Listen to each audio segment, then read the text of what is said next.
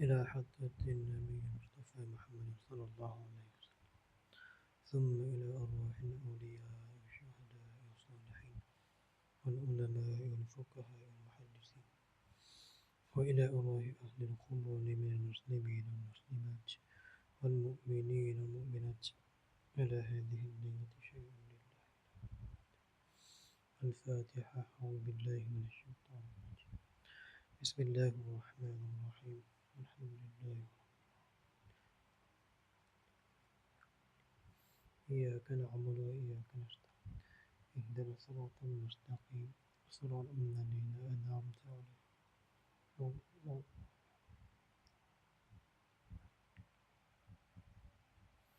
قال المصنف رحمه الله تعالى ونفعنا بعلومه في الله. آمين يا رب العالمين.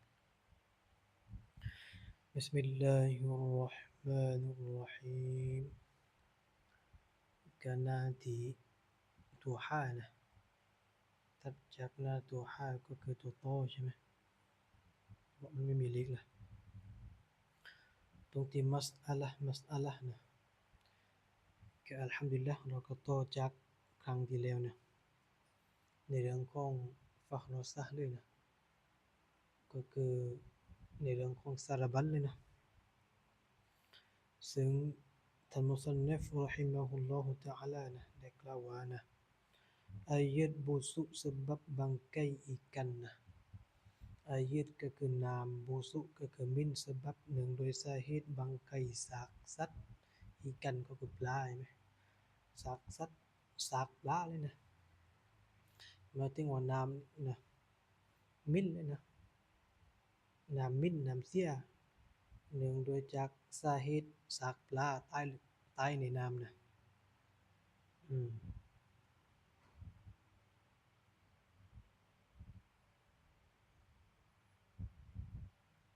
เข้าใจนะ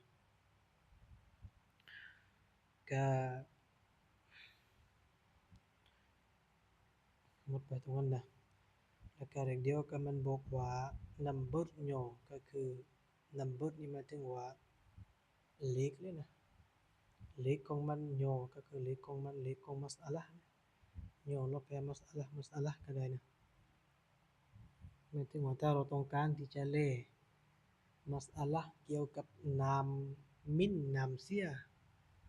เนื่องโดยจากสาเหตุสากปลามีอยู่ในนั้นซึ่งมัสอะละห์มันว่าพื้ก็ค่อยเปิดไปเลยตามหมายเลข number นั่นเลยนะต่อไปนะอายัตยังจาตุอุมปามบางไกกุมบังอายัตก็คือนามยังก็คือที่จาตุก็คือตกอุมปามเสมือนกับบางไกก็คือซากสัตว์กุมบังก็คือไอ้จำพวกแมลงต่างๆนี่นะกุมบังนี่นะก็ไปเลกันนะ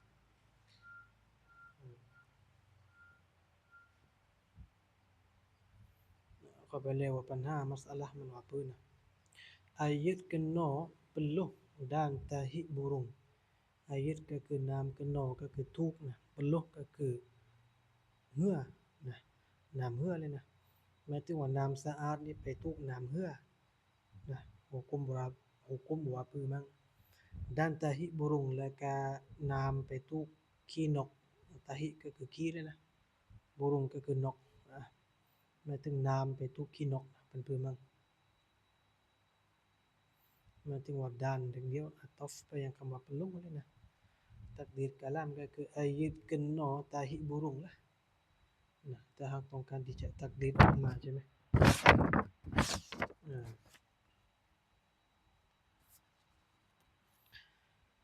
nah ayat kena ludah atau kena dehak anbana dehak หมายถึงว่าอายัตก็คือนามกนอที่ถูกลุดอก็คือลุดอนี่เขาเรียกว่าถุยน้ำลายนี่นะหมายถึงว่านามสะอาดมีอยู่แล้วก็น้ำลายมันไปถูกน้ำสะอาดหุกุมว่าเป็นพือatau หรือว่ากนอดะฮะนะกนอก็คือถูกดะฮะก็คือสตาลิดสิมหะต่างๆนะน้ำนั้นว่าพือหมายถึงน้ำก็คือเดิมมันสะอาดนะมุตละแล้วก็ไปถูกนะก็เรียกว่าไปถูกไอ้อะไรสลิดน้ำมันว่าพือ hukum wapeu ใช้ได้ไหมทำต่อรอได้ไหมก็ไปเล่นในปัญหาของมันนะมัสอะละห์ที่200ใช่ไหม47ใช่ไหมair kena peluh binatang nah air ก็คือน้ำ kena ก็คือถูก peluh ก็คือเหงื่อหรือว่าเหงื่อของ binatang ก็คือสัตว์นะน้ำนั้นหุกุมว่าพือก็ไปเลยนะ air hanyut nah air hanyut yang jatuh najis ke dalamnya ke dalam air hanyut tu hanyut อะไรอย่างนั้นนะ hanyut นะ hanyut หมายถึงว่า air ก็คือน้ำhanyut ก็คือมีการเคลื่อนที่เลยนะcorrect น้ำมีการเคลื่อนที่มีการห้วยหยังที่จาตุตกก็คือนาจิสก็คือนาจิสคือดาลัมโยในมันก็คือในน้ำหยุดนั่นนะหมายถึงว่าน้ำไอ้ประเภทที่มีการเคลื่อนไหวอยู่นะไม่ว่าเป็นน้ำเลก็แล้วแต่เลยนะมีการเคลื่อนไหวล่ะนะหรือว่าน้ำในกาที่ต้มมันมีการปรุงใช่มั้ยล่ะหยุดปรุงขึ้นมาใช่มั้ยถึงที่นี้น้ำนั้นก็คือนาจิสตกลงไปเลยนะในมันถามว่าใช้ได้ไหมถ้าว่าเป็นน้ำในกากันน้ำที่เราต้มมาเลยนะที่ก็มันปรุงให้หยุดก็ได้ถึงมีนาจิสตกลงไปถึงก็หุกุมว่าพื้นน้ำนั้นก็ไปเล่นในมัสอะละห์ที่256นะayat laut nah dan hadisnya hadis bagi ayat laut tu ayat ก็คือน้ำ laut ก็คือทะเลน้ำทะเลเลยนะ dan hadisnya และก็ hadis ที่เกี่ยวกับมันเกี่ยวกับยอก็คือกลับไปหา ayat laut เลยนะและก็ hadis ที่พูดเกี่ยวกับเรื่องน้ำทะเลนั่นน่ะก็ไปเลยนะมันหาของมันว่าพื้น257ใช่มั้ยayat laut dan hukumnya nah ayat ก็คือน้ำ laut ก็คือทะเลนะน้ำทะเลและก็ด้านหุกุมยอและก็หุกุมของมันยอก็คือกลับไปหาอายะห์ laut นั่นแหละนะและก็หุกุมของมันว่าพื้นน่ะใช้ได้ไม่ได้เป็นพื้นก็ไปเลยนะair sembahyang orang tidur nah dan hadisnya air ก็คือน้ำ sembahyang ก็คือละหมาดน้ำละหมาดของ orang ก็คือคน tidur ก็คือนอนหมายถึงว่าน้ำละหมาดของคนนอนเลยนะเพิ่นคือเสียไม้บ่ตายไม้เสียไม้น่ะมายัง dan hadisnya hadis bagi air sembahyang orang tidur tu และก็ hadis ที่พูดเกี่ยวกับน้ำละหมาดของผู้ที่นอนเสียไม่เสียเพิ่นพูดก็ไปว่าในบทของมันน่ะในมัสอะละห์ของมันก็ไปเลย ayat sembahyang orang tidur dan hukumnya ayat ก็คือน้ำ sembahyang ก็คือละหมาดน้ำละหมาด orang ของคน tidur ก็คือนอน dan และ hukumnya hukum bagi ayat sembahyang orang tidur tu และก็น้ำของคนที่และก็หุกุมเลยนะของน้ำละหมาดของผู้ที่นอนและก็หุกุมของมันhukumnya hukum ayat sembahyang orang tidur tu lah ayat sembahyang tidur duduk dan hukumnya nah และก็ ayat ก็คือน้ำละหมาดนะayat ก็คือน้ำ sembahyang ก็คือละหมาดน้ำละหมาด tidur ของผู้ที่นอนyakni tidur tu yakni orang tidur duduk tu nah orang tidur nah duduk tu khabar tidur yakni nah orang tidur duduk หมายถึงว่าคนนะนอนในรูปแบบของการนั่งนอนก็เรียกว่านอนแบบนั่งนะหลับแล้วแต่ว่าตัวเองนั้นนอนอยู่หลับนอนแต่ว่านั่งนะไม่ได้นอนยาวปานนู้นนะถึงกาหุกุมมันนะมันว่าพูดล่ะ dan hukumnya hukum bagi air sembahyang tidur duduk tu และก็หุกุมของมันนะของน้ำละหมาดของคนที่ว่ามันนอนนั่งนั่นนะไม่ได้นอนยาวปานนู้นก็ไปเลยในมัสอะละห์ของมันนะ air sembahyang makan makan masuk api อันนั้นนะ dan hadisnya ayat ก็คือน้ำ sembahyang ก็คือละหมาดน้ำละหมาด nah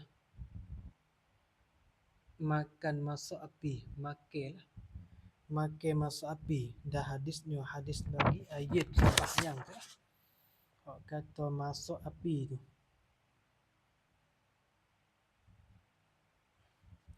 mai tengok warna lamat nah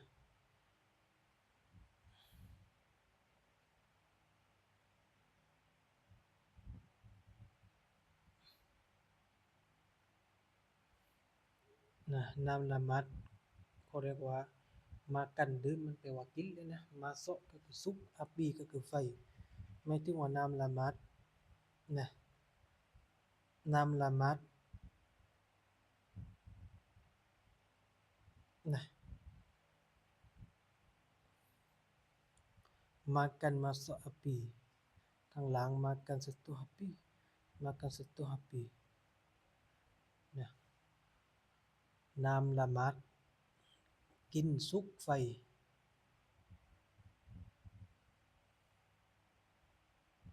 นะแล้วก็หะดีษของมันเดี๋ยวเขาไปเรียนในบทของมันนะเพื่อนนะเขาไปเรียนของมันแปลตามตัวไปก่อนนะ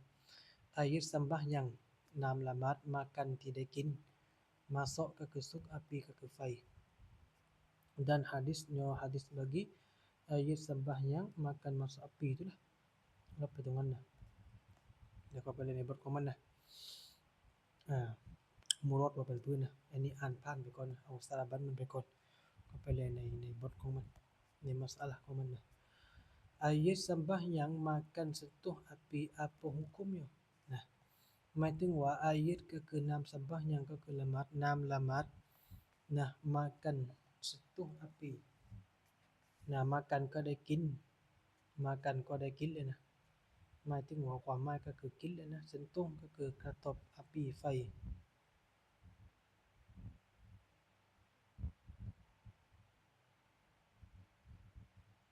นะ apa ก็คืออะไรล่ะ hukum ของมัน hukumnya hukum bagi ayat sembahyang makan sentuh api tu lah ก็ไปเลยนะในปัญหาของมันนะบางทีแปลตามศัพท์แปลตามตัวมันแปลได้เลยนะแต่ว่ามุรอดมันอยู่ว่าเพื่อต้องไปเล่นในเนื้อหามันอีกทีนึงแล้วนะayat sembahyang makan sentuh api tak batal นะหมายถึงว่าน้ำละหมาด makan ก็คือกิน sentuh ก็คือกระทบ api ก็คือไฟ tak batal ก็คือไม่บาตายไปเล่นในปัญหาของมันนะเพื่อนๆนะayat sembahyang sentuh api apa kata ulama นะหมายถึงว่าน้ำละหมาด sentuh กระทบทุก api ไฟน้ำละหมาดกระทบทุกไฟ apa อะไรล่ะ kata ulama kata ก็คือได้กล่าวก็คืออุลามะก็คืออุลามะกล่าวว่าพื้นล่ะอุลามะให้ทัศนะว่าพื้นล่ะน้ำละหมาดที่ว่าไฟกระทบayat sembahyang makan daging unta dan hadis แล้วก็น้ำละหมาดmakan ก็คือกิน daging ก็คือเนื้อ unta ก็คืออูฐนะกินเนื้ออูฐ dan hadisnya hadis bagi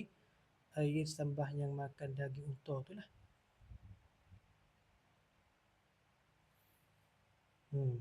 ayat sembahyang makan daging unta dan hukumnya nah hukum bagi ayat sembahyang makan daging unta tu lah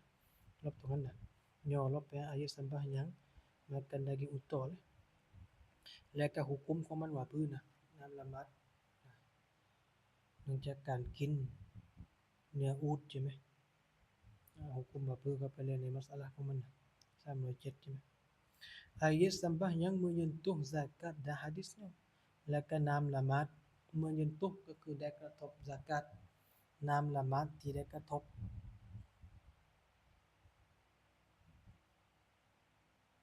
นะน้ำละหมาด menyentuh ได้กระทบ zakat ก็คือ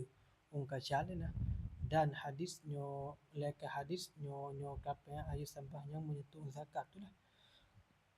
แล้วก็ hadis ที่พูดเกี่ยวกับมันนะกับน้ำละหมาดที่ถูก zakat นั่นนะถูกองค์กชาตบาตายไม่บาตายก็ไปว่ากันนะในมัสอะละห์ของมัน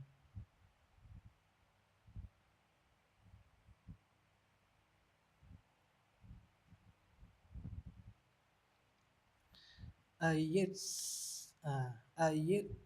nabidh nabidhul ayat nabidhin รือว่าอายิดนบีดุนใช่ไหมอายิดก็คือน้ำนบีก็คือที่ได้ปั้นเลยนะ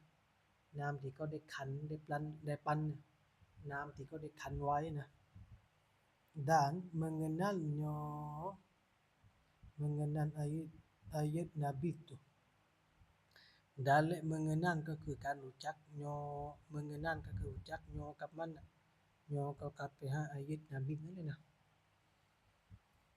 อายะนบี dan berwudu dengannya ayat Nabi น้น้ำขันน้ำผลไม้ขันนั่นเลยนะหมายถึงว่าสมมุติลูกแตงน้อยหนึงเอาไปคั้นให้มันออกมาเป็นน้ำนะ dan berwudu และก็ dan และ berwudu และก็อาบน้ำละหมาด dengan ด้วยกับมันก็คืออายะนบีนั่นแหละนะ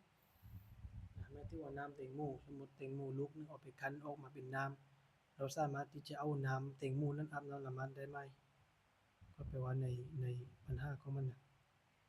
อายะjilat anjing dan hadis อายะก็คือน้ำจิลัดนะหมายถึงว่าเขาเรียกว่าเลียเลยนะอันจริงก็คือสุนัขหมายถึงว่าน้ำที่สุนัขเลียนี่ดานฮะดิษญอดานและฮะดิษก็คือและก็มีฮะดิษเกี่ยวกับญอมันก็คือน้ำที่ว่าจิลัดนะอันจริงนั่นแหละน้ำที่มาหรือว่าสุนัขเลียนะถึงทำมาได้ไหมฮะดิษว่าพื้นน้ำนั้นน้ำลอยมากกินแล้วสมมติน้ำตักไปตั้งมานังเลียกินไปเนี่ยเราสามารถที่จะเอาน้ำนั้นไปทำเทารอได้ไหมและฮะดิษว่าเป็นพื้นก็ไปเล่นในปัญหาของมันนะayat diminum anjing apa hukum bakinya นะอายะก็คือน้ำดิมินุมก็คือทุกดื่มนะอันจริงก็คือสุนัขหมายถึงว่าน้ำที่ว่าสุนัขมันได้ดื่มมันได้กินไปพอดื่มกินปุ๊บสมมติน้ำอยู่ในถังใช่ไหมถึงมีมากินมาดื่มแบบนี้อะโปฮุกุมอะโปก็คืออะไรล่ะฮุกุมก็คือฮุกุมของบากีโยบากีเป็นภาษาอาหรับนะบากีก็คือสิ่งที่เหลืออยู่ให้กับโยมันก็คืออายะดิมินุมอันจริงนั่นแหละใช่ไหมล่ะอืม หมายถึงว่าหุกุมน้ำส่วนที่เหลือนี่ที่ว่าใช้ได้ไหมน้ำนั้นก็ไปเรียนในหะดีษก็ไปเรียนในมัสอะละห์ของมันนะair diminum anjing nah apa sebabnya najis nah air ก็คือน้ำ diminum ก็คือถูกดื่มอันจริงก็คือโดยสุนัขหมายถึงว่าน้ำที่สุนัขมันได้ดื่มแล้วเนี่ยapaอะไรล่ะ sebabnya สาเหตุให้กับมันให้กับน้ำที่ถูกดื่มน้ำที่ถูกดื่มโดยสุนัขอะไรโดยสุนัขsebab หมายถึงว่าสาเหตุของมันน่ะของสุนัขที่มันได้ดื่มน้ำเดียวอะนาจิส apa sebab najisnya ถ้าหากว่าน้ำนั้นหุกุมว่านาจิสแล้วถึงอะไรล่ะที่เป็นสาเหตุนะที่ได้หุกุมว่าน้ำนั้นมันนาจิสก็ไปเลยในมัสอะละห์ของมันนะ337ใช่ไหมอายะห์นะ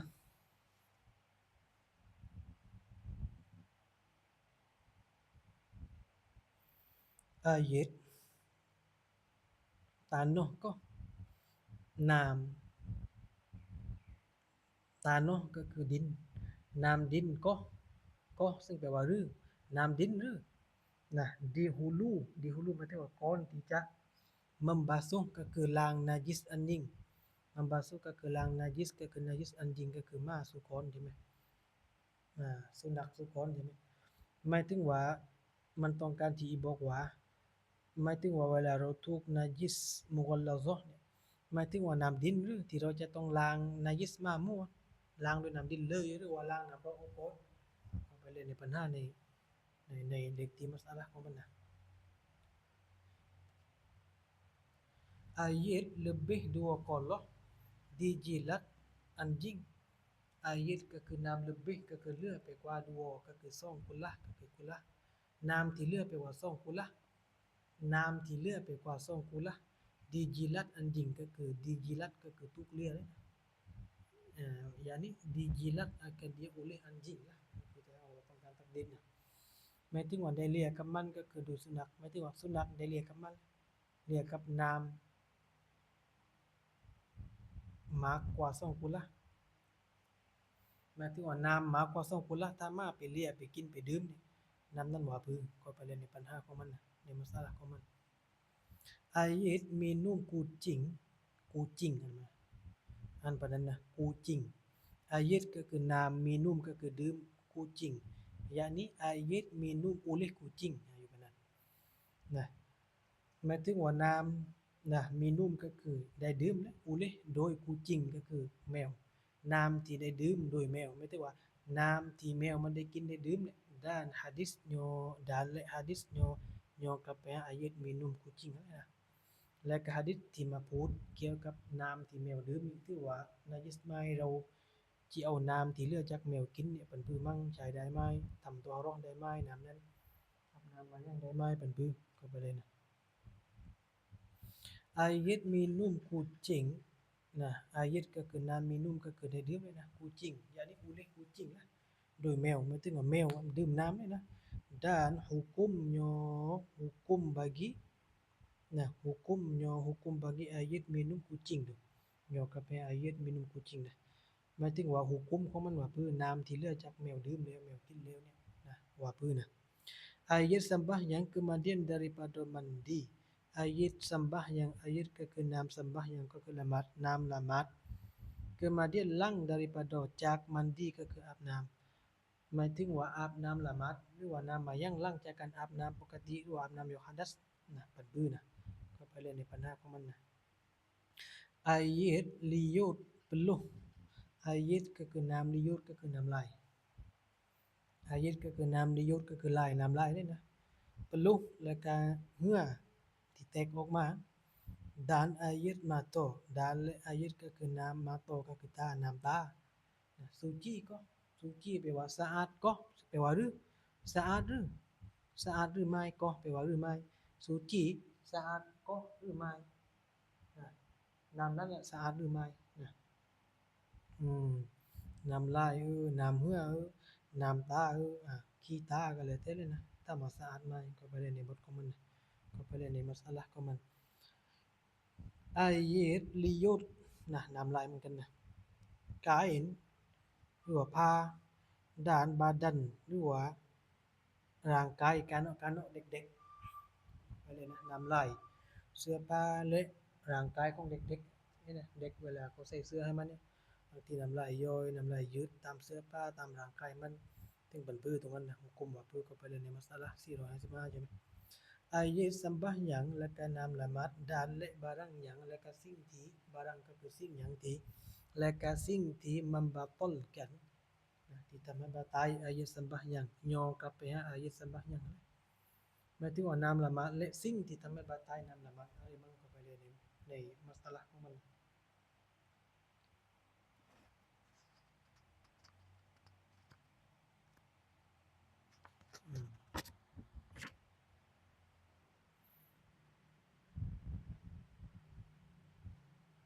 นะ